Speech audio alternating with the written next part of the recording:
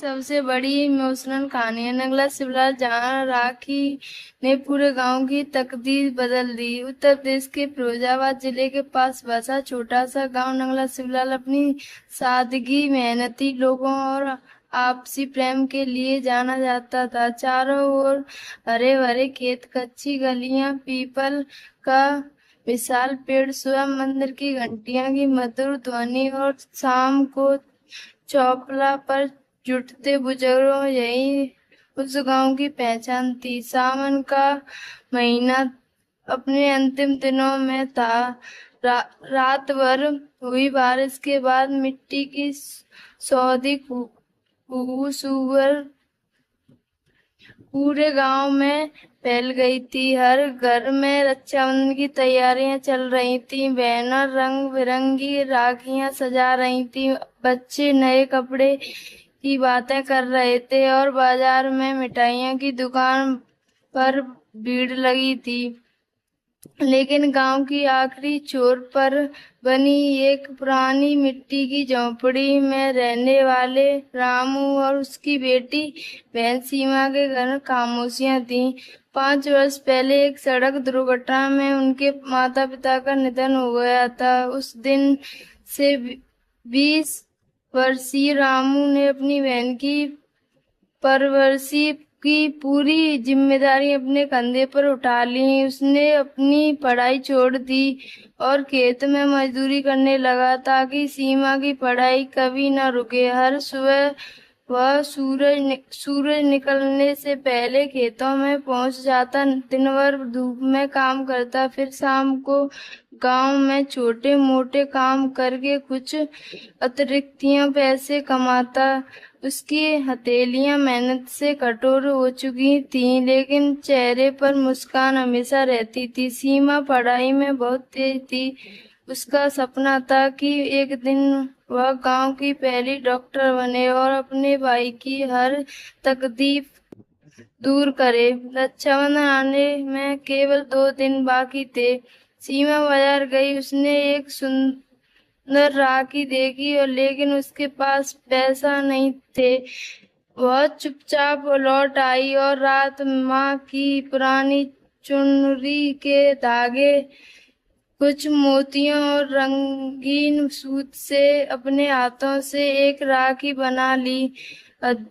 उधर रामू पूरे दिन मजदूरी की तलाश में भटकता रहा। शाम को उस एक किसान के खेत में काम मिला। उसने पूरी रात धान की रोपाई की। सुबह जब मजदूरी मिली तो सबसे पहले वह बाजार गया और अपनी बहन के लिए एक सादा सी नई चुन्नी, थोड़ी सी मिठाई और उसकी पसंद की कॉपियां खरीद लाया।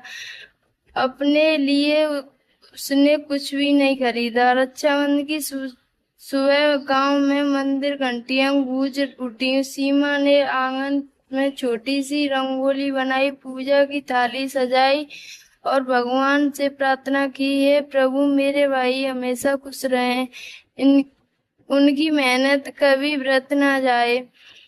उसने रामू के माथे पर तिलक लगाया, आरती उतारी और कांपते हाथों से राखी बांधी। राखी बांधते ही दोनों की आंखों में आंसू बह निकले। रामू ने कहा, सीमा मेरे पास देने के लिए बहुत धन नहीं है, लेकिन जब तक मैं जिंदा हूँ तुझे कभी अकेला नहीं छोड़ूंगा। सीमा ने भाई के हाथ पकड़कर जवाब दिया, भैया दुनिया का सबसे बड़ा उपहार आपका प्यार है। सीमा उसी समय सीमा की नजर भाई के फटे हुए जूते पर पड़ी। उस समय समझ आया गया कि भाई अपनी जरूरत छोड़कर उसके लिए सामान खरीदा।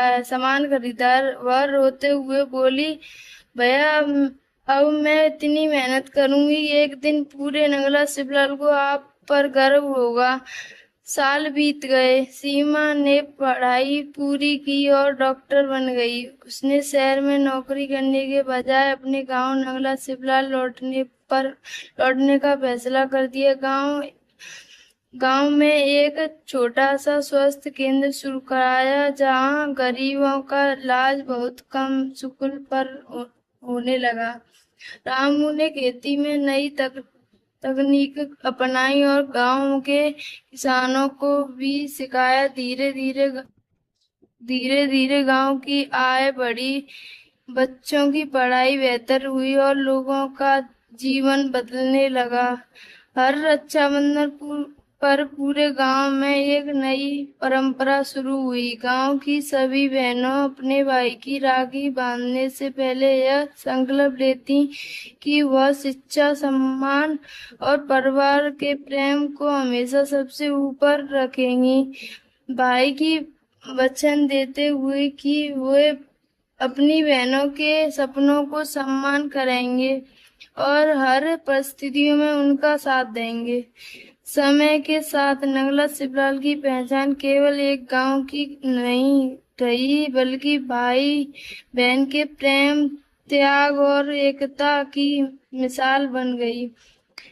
लोग दूर दूर से यह देखने आते कि कैसे एक साधारण राखी के धागे ने पूरे गांव की विश्वास, अपनापन और खुशहाली का संदेश फैला दिया।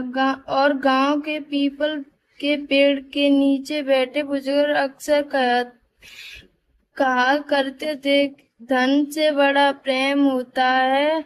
हाँ, और रक्षाबंधन का धागा केवल कलाई पर नहीं, दिलों में बांधा है।